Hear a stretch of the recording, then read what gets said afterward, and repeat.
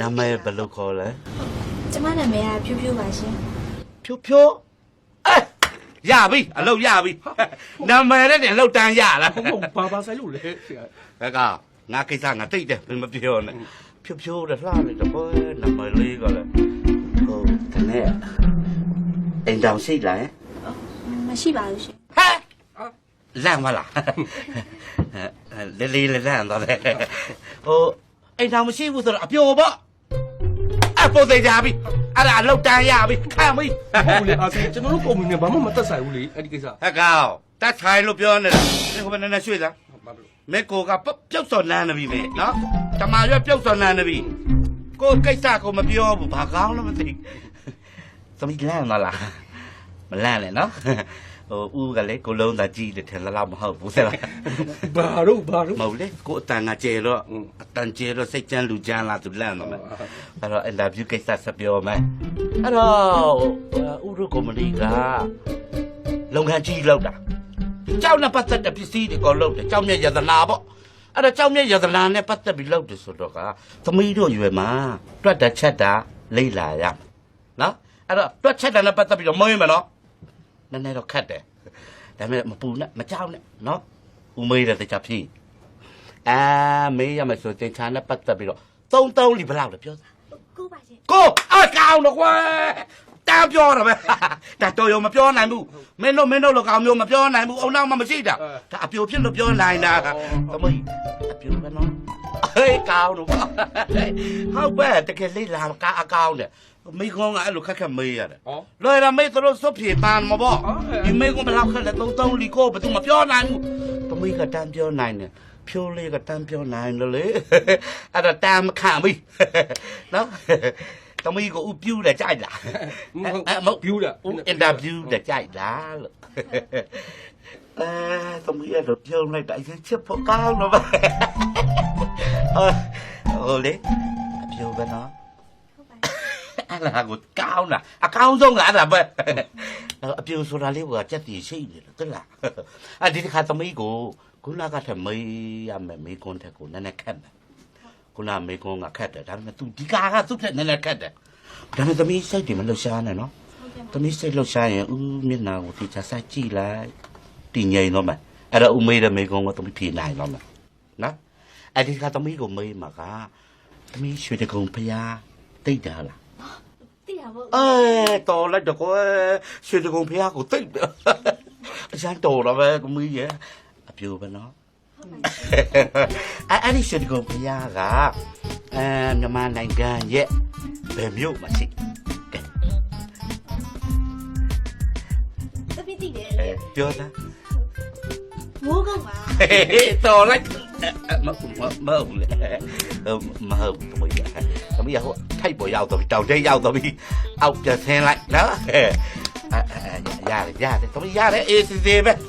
ဘာဖြစ်အဖြေရတယ်ဒီတောက်မယ် မန္တလေးမှာ ဟုတ်ပြီခုံချလိုက်ပြီသဘောကျတယ်အမြင်ကအောက်ကြလာပြီဆိုသမီးအဲ့ဒီတိုင်းတက်ဆက်သွားလိုက်ရောက်ခံနေမယ်နော်ရောက်မယ်အဲ့တိုင်းသွား နေပြီးတော့ ဟုတ်ပြီခဏရက်နေတယ်ကွယ်ဘရိတ်ကလည်းဘလို့ညံ့တယ်လို့မသိသမီးကအဲ့တိုင်းဆက်သွားလိုက်လေရောက်တော့မယ်တယ်လေရောက်ခံနေလို့လောက်ဆက်သွားလိုက်နော်ဒီကုန်းဖျားပါမရှိတယ်ဒီပုံနဲ့ ဘခု ဒုက္ခပဲမိုင်းသားတယ်ဘလို့တော့တယ်သမီးဆက်သွားလိုက်တော့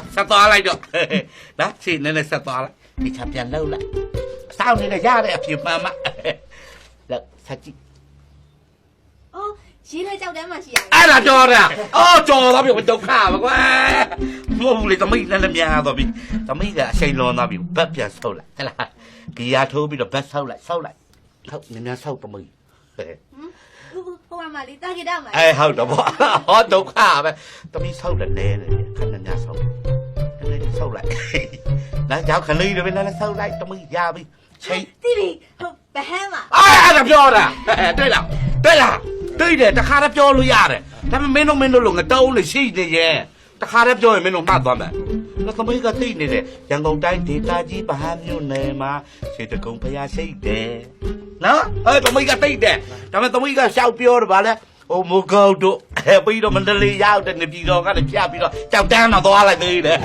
ဒါပေမဲ့ तू သိနေတယ်လေသိနေတဲ့ကိစ္စမပြောတာတော်လိုက်တဲ့သမီးရဲ့အဲ့ဒီမျက်လုံးလေးကစားတာကချစ်စရာကောင်းတော့သိတာအဲ့ဒါလေဟိုသမီးကိုဦးရဲ့ကုမ္ပဏီမှာအလုပ်ခန့်လာပြီမနေ့ဖန်ကစားပြီးအလုပ်ဆင်းလို့ရပြီ တကယ်တော့ တကယ်ပြောတာသမီးပြန်ပြောတော့မလားအဲ့ဒီကြီးလိုက်တာပေါ့ဆွဲလမ်းမကောင်းလားပြောကနော်ပြီးတော့သမီးကိုမနေ့ကသမီးတို့နဲ့တောင်းပြောမယ်သမီးကဘာလုပ်ရမလဲဆိုတော့ဦးရဲ့ပထဝီလောက် secretary ဘယ်နဲ့ပထဝီသမိုင်းတွေပါကုန်တာလေ တထေးပဲကွာမင်းကလည်းတလောက်ကိုတက်တယ်ပဲကိုပြောမှာပေါ့မင်းမထောက်နဲ့မင်းထောက်ငါတိတ်ခါကြတယ်သူပြောတဲ့ဘာထလုံးကြီးဆိုလဲအဲ့ဒါဟိုပြောရင်တော့သူတိုင်းသိအောင်ပြောရရင်ဦးရဲ့တက်တော်သောက် မဟုတ်ဘူး တက်တော်သောက် ဟိုကိုအတိုင်းမှုကြီး မဲတာနေလေ ဘော်ဒီက